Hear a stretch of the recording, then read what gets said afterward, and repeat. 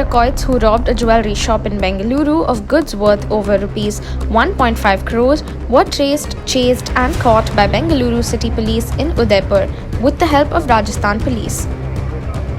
The accused even shot rounds at cops before finally being caught.